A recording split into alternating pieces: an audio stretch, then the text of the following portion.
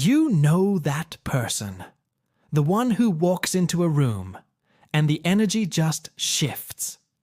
They don't have to be the best looking or the loudest, but people are just drawn to them. They listen when this person speaks. They laugh at their jokes. They have a magnetic it factor that we call charisma. For centuries, we've treated charisma like a magical gift. Either you're born with it or you're not. But that's a lie. Charisma is not a gift. It's a technology. A social technology built on a code of learnable behaviors and psychological principles. Today, we are deconstructing that code. We're going to break down the 3 core pillars that create that magnetic effect. And the third pillar is a complete paradox. It has almost nothing to do with you and everything to do with the person you're re-talking to.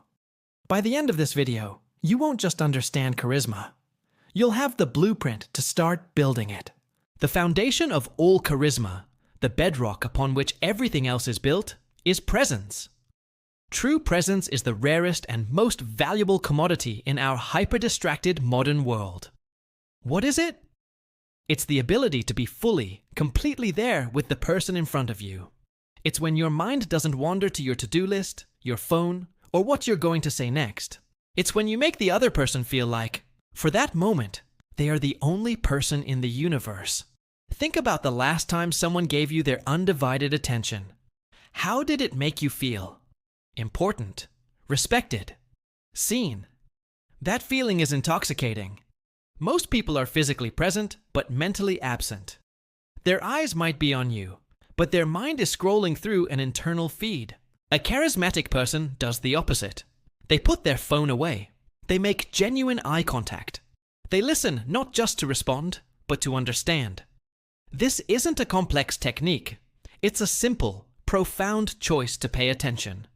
But in a world where attention is constantly being hacked and fragmented, this simple act has become a social superpower. Before you can be powerful or warm, you have to be there.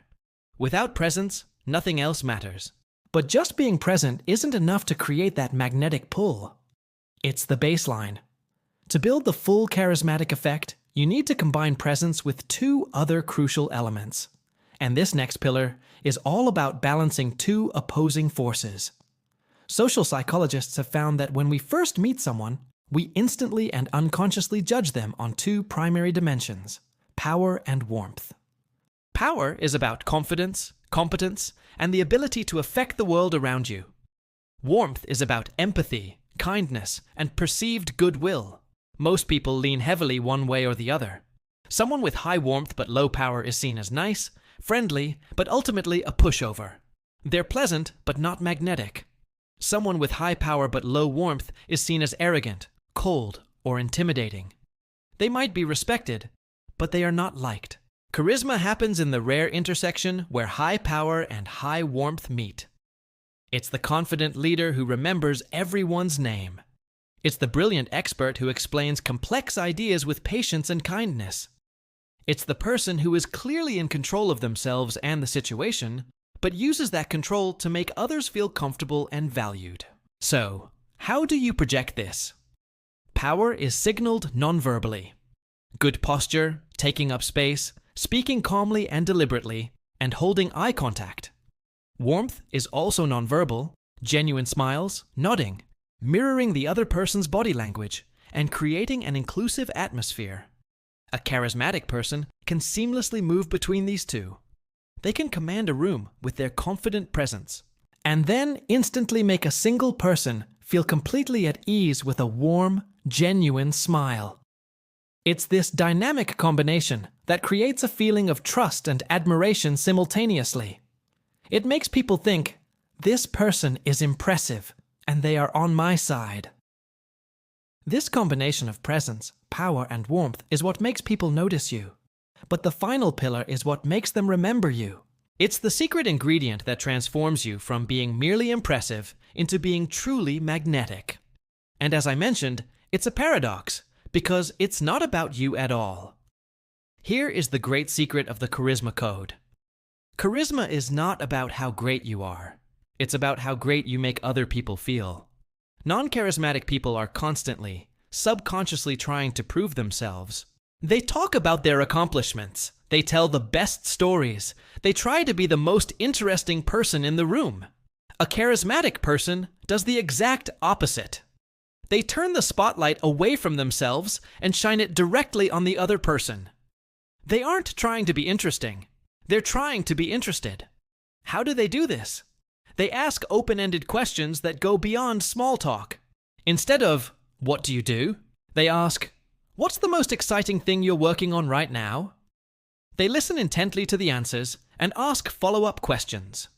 They remember small details about people and bring them up later.